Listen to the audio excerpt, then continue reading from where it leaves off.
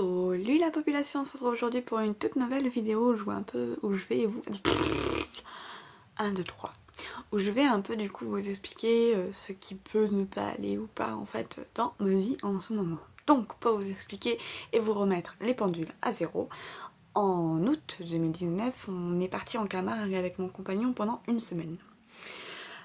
Cette semaine s'est très bien passée, on a passé de très bonnes vacances et quand je suis rentrée, 2 jours après à peu près, je me suis réveillée avec une douleur au bras droit, donc à l'épaule, comme si je m'étais endormie pendant toute la nuit en fait sur mon épaule, clairement.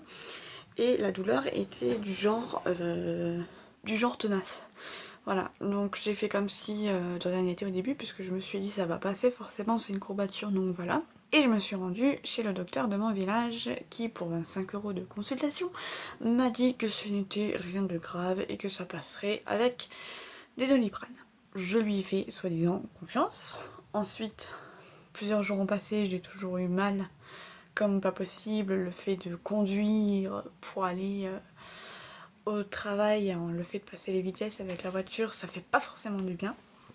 Donc ce que j'ai fait, c'est que je me suis rendue chez mon docteur, mon médecin traitant, qui est un petit peu plus loin, et il m'a fait une infiltration parce qu'il s'est quand même posé la question, et puis lui peut faire des infiltrations sur place. Voilà, donc il s'est posé la question pourquoi j'avais mal. Bref, en septembre du coup, il m'a mis 15 jours en arrêt pour soulager mon épaule, que j'avais encore mal. Et les 15 jours qui ont suivi, je me suis dit je vais quand même reprendre le travail parce que au niveau... j'aime pas qu'on pense que j'aime bien être en arrêt. Non, pas du tout, c'est clairement ça me saoule en fait d'être en arrêt. Et j'avais envie de travailler aussi. Je me suis dit tant pis, je prendrai sur moi et puis je vais aller travailler. Sauf qu'en reprenant le travail, à ce moment-là, j'avais encore plus mal. Donc un matin je suis arrivée clairement avec une attelle parce que je n'en pouvais plus. Et je suis de nouveau retournée chez le docteur qui m'a clairement dit que je n'aurais jamais dû reprendre le travail. Et il m'a remis en arrêt. Et à partir de ce moment-là, donc on était en début octobre, de octobre à novembre à décembre, j'ai été en arrêt prolongé pendant 3 mois. À cause de cette tendinopathie qui, d'après l'orthopédiste, devrait passer par rapport à des séances de kiné. Donc j'ai quasiment 6 mois de kiné à faire. Ce qui peut éventuellement faire très mal. Voilà. Donc,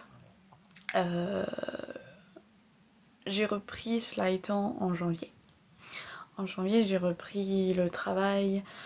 Forcément, j'avais déjà en tête en reprenant le travail que ça n'allait pas très bien se passer au travail parce que forcément, tu passes 3 mois en arrêt pour la période de Noël, alors que dans le travail où je suis, en fait, on a les marchés de Noël. Et les marchés de Noël, c'est beaucoup de clients, c'est l'hôtel à plein complet quasiment tous les jours. Et du coup, enfin quasiment, c'est même sûr en fait qu'il est complet. Et forcément, il y a certains... Bon, quand tu te prends en arrêt, généralement ça embête un peu tous tes collègues. Et là, le problème c'est qu'il y en a une précisément que je sais que ça embêtait beaucoup plus qu'autre chose. Et elle m'en a fait voir de toutes les couleurs un peu. Donc ça m'a pas fait du bien. C'est pour ça que j'étais un peu triste dans les autres vidéos parce que je m'étais pris la tête avec elle. Enfin bref, c'était tout un pataquès et tout ça. Donc enfin bref, là je suis toutes les séances de kiné que je fais, quasiment tous les jours, voire tous les 2 jours, j'ai une séance de kiné pour que ça aille mieux. Elle me fait des espèces de ventouses qu'elle met sur la peau, vous pouvez voir, voilà, ça c'est une ventouse. J'en ai 3 autres de l'autre côté qui sont pas très élégantes, on dirait ça fait des espèces de suçons, mais bon, faut faire avec. Dans une autre vidéo où j'avais un parchemin, où j'ouvrais un parchemin, vous avez vu des petits trucs bleus dépasser de ce même t-shirt. C'était en fait des bandes qu'elle met qui, soi-disant, envoient des ondes au cerveau pour faire en sorte de relâcher le muscle et de pas se contracter. Voilà, elle me fait des massages, on fait des exercices, ça fait mal, etc. Mais on soigne ça. Moi j'ai décidé quand même, parce qu'en 3 mois, je faisais à la base 65 kg. J'ai passé 3 mois du coup à l'arrêt. Donc les 3 mois à l'arrêt, Et bah voilà, forcément, assise devant Netflix, tu fais pas grand chose de tes journées. Donc, ben, j'ai clairement pris du poids, beaucoup de poids. Et du coup, je me suis dit, non, là ça va plus, faut que tu reprennes le sport. Donc comme vous avez pu le voir, j'ai fait un vlog où je fais du sport, où je cours. Parce que forcément, au niveau respiration, j'ai un peu de mal aussi. Là, vous voyez, je suis peut-être essoufflée. Mais parce que je respire qu'avec la bouche, en fait. J'arrive pas à respirer avec le nez. Je respire hein, par le nez, c'est possible. Mais j'ai du mal. Donc déjà, il y a ça que je refais. J'ai aussi revu un peu avec mon coach sportif pour reprendre doucement le sport, mais pas par rapport au niveau du bras, par rapport au niveau... enfin, tout ce qui est au niveau des bras, en fait, je le laisse tranquille. Parce que clairement, c'est pas possible. C'est vraiment travailler au pire le tronc. Et, enfin, le tronc, ouais.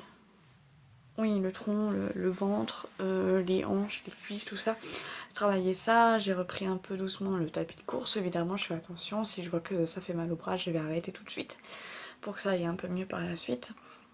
Mais voilà, je fais en sorte d'aller au moins courir une fois par semaine ou de faire du vélo.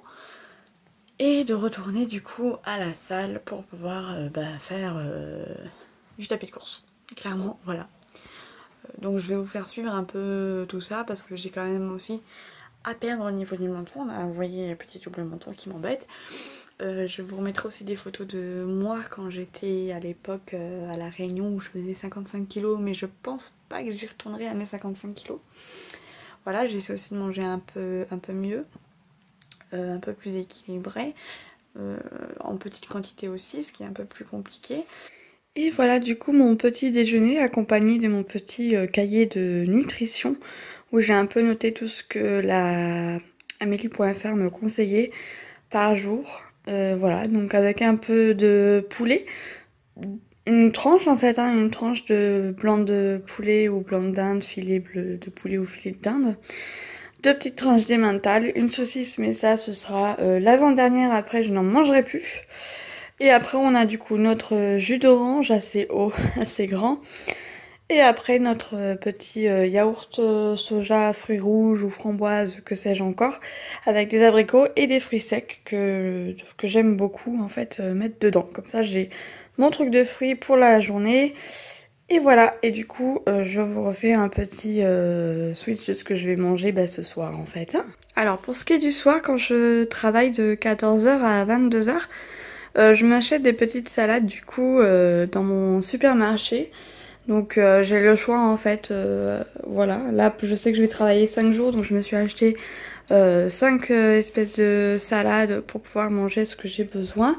Bien entendu ça c'est en attendant que j'ai mon propre potager et du coup ma grosse bouteille d'eau pour les 1,5 litres d'eau à boire par jour à peu près. Plus peut-être pour le 4 heures une petite tasse de chocolat qui fait du bien, voilà voilà. Et sinon, le soir, quand je suis à la maison, je mange, comme vous avez pu voir le matin, c'est-à-dire un petit bol de yaourt avec quelques fruits voilà, qui font du bien.